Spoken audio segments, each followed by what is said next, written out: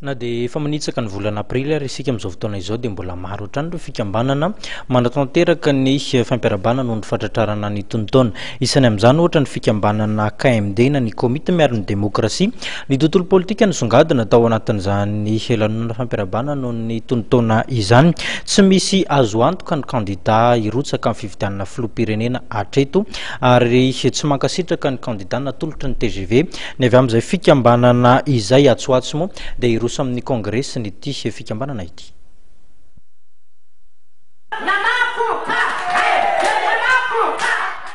Tsy misy izy ireo kandida rehetra efa nilaza irotsaka ireo ary tsy manaiky ny kandida natolotry ny TGV zay hoy ny fikambanana komity miaro ny demokrasia na ny KMD.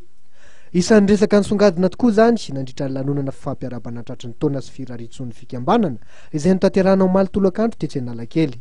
Diso fanantenana very toka tamin'ny tolona izay natao ny KMD ka dia milaza amin'ny fomba manetriketrika eto fa diso fanantenana tsy izao fa nivanany takinay izay no antony hitatitra hoentina ho an'ny mpikambana rehetra manerana ny KMD satria niverina ho tonga ho any amin'ny fahatsarana ilay tolona izay natao kanefa mitondra tany amin'ny fanenenana tsy mitondra voka-tsoa amin'ny mpiara-mitolona sy ny vahoaka malagasy fa ny mpanao politika no mamotika n'ilay firenena sy mamotika n'ilay vahoaka malagasy ka izay ny antony hitondrana izay tatitra izay ka izorana amin'ny lalana tokony izy dia ny lalana tokony izy dia ny fitadiavana olona vaovao hitondra ny firenena.